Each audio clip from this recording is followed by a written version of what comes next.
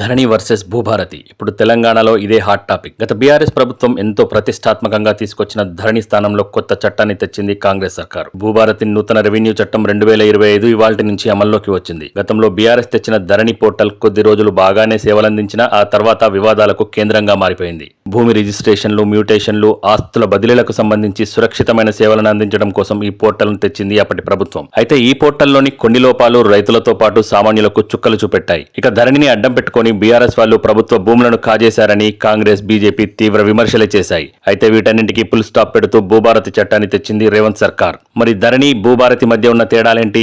ధరణి portal కంటే భూభారతి ఎందులో మెరుగు? ఈ కొత్త చట్టంతో రైతులకు, సామాన్యులకు ఒరిగే ప్రయోజనం ఏంటి? ప్రధానంగా పార్ట్ బిలో ఉన్న 18 లక్షల ఎకరాల భూమిని ఏం చేయనున్నారు?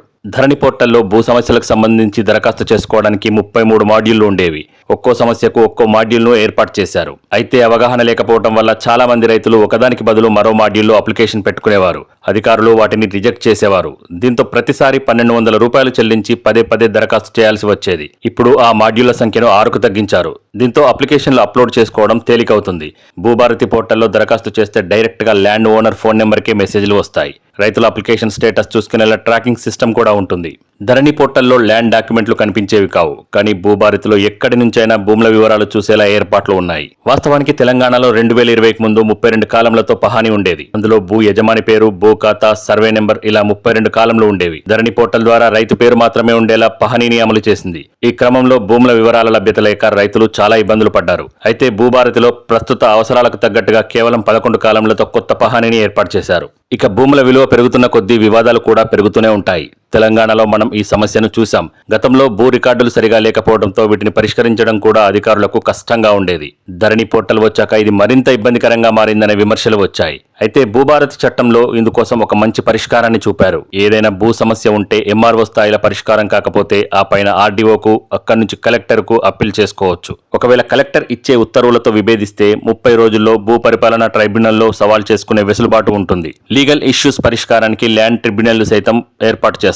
అంతేకాదు భూ సమస్యల విషయాల్లో రైతులకు న్యాయ సలహాలు ఇచ్చేందుకు మండల స్థాయిలో వాలంటీర్లను ఏర్పాటు చేయనుంది ప్రభుత్వం. వీరు పేదలకు ఉచితంగా న్యాయ సలహాలు అందిస్తారు. అన్నిటికంటే ప్రధానమైంది ధరణి పోర్టల్ పార్ట్ బిలో ఉన్న 18 లక్షల ఎకరాల భూ సమస్య.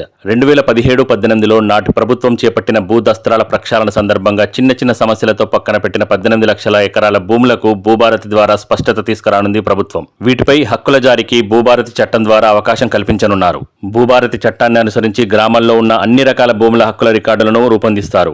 డ్రోన్ టెక్నాలజీ ఉపయోగించి భూభాగాలను మ్యాపింగ్ చేయనున్నారు. తెలంగాణ రాష్ట్రం ఏర్పడడానికి ముందు సాదా బైనామాల ద్వారా జరిగిన కొనుగోళ్లను క్రమబద్ధీకరించాలని ఈ కొత్త చట్టం స్పష్టంగా చెబుతోంది. ఆర్డీఓ స్థాయిలో విచారణ జరిపి వీటిని క్రమబద్ధీకరిస్తారు. మొత్తానికి ధరణి పోర్టల్ ద్వారా ఏర్పడ్డ సమస్యలు మొత్తం పరిష్కారమవుతాయని ప్రభుత్వం భరోసాగా చెబుతోంది. రాష్ట్రంలోని రైతుల భూముల రక్షణ ప్రభుత్వానిదేనని సీఎం, మంత్రులు స్పష్టం చేస్తున్నారు. ఎన్నికల్లో హామీ ఇచ్చినట్టుగానే ధరణిని బంగాళాఖాతంలో కలిపేశామని, అందరికీ ఆమోదయోగ్యమైన భూభారతి చట్టాన్ని తెచ్చామని చెబుతున్నారు. చూడాలి మరి ఈ కొత్త చట్టం ఏ మేరకు భూముల సమస్యలను పరిష్కరిస్తుందో. ఇక మా కంటెంట్ మీకు నచ్చినట్లయితే ఆర్టాక్స్ ని సబ్స్క్రైబ్ చేసుకోండి. మీ ఫ్రెండ్స్ కు షేర్ చేయండి. కామెంట్స్ రూపంలో మీ అభిప్రాయాన్ని మాకు తెలియజేయండి.